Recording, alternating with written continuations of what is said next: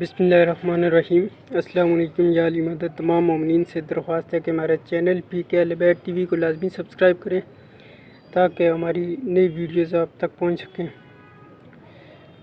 کتاب عجائب احکام امیر المومنین کے مؤلف نے صاحب مناقب سے یہ روایت نقل کی ہے جو کہ ایک انصاری کے حوالے سے روایت ہے۔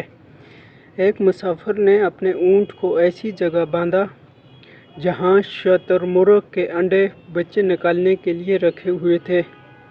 وہ انڈے تمام کے تمام اونٹ کے پاؤں تلے آئے اور ٹوٹ گئے۔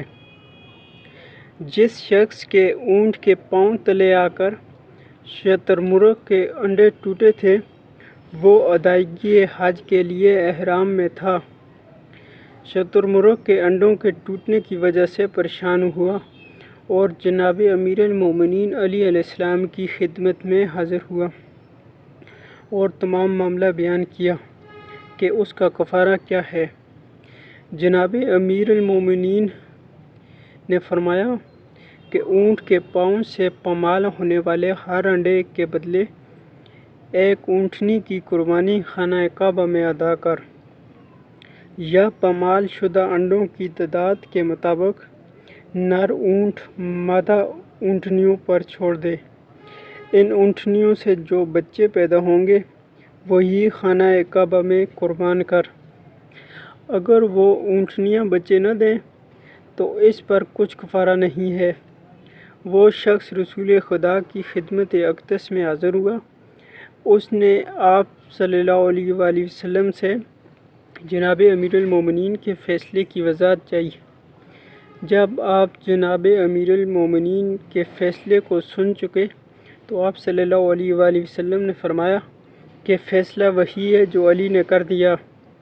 ہاں، اگر تو مزید رسائی چاہتا ہے تو دوسرا عمل میں بتا دیتا ہوں، اگر تو اسے بجا لائے تو تیرے لیے کافی ہے۔ وہ عمل یہ ہے کہ ٹوٹے ہوئے انڈوں کے بدلے ایک دن روزہ رکھ یا ایک مسکین کو کھانا کھلا۔ چنانچہ یہ شخص حج کے اعمال میں مشغول ہو گیا اور سرکار دو عالم حضرت محمد مصطفیٰ صلی اللہ علیہ وآلہ وسلم نے جناب مولا علی علیہ السلام کے فیصلے کی تائید فرمائی۔ چونکہ وہ شخص جناب امیر المومنین علی علیہ السلام کے بتائے ہوئے کفارے کی قدرت نہیں رکھتا تھا، اس لیے آپ صلی اللہ علیہ وآلہ وسلم نے اسے دوسرے عمل کی اجازت دے دی۔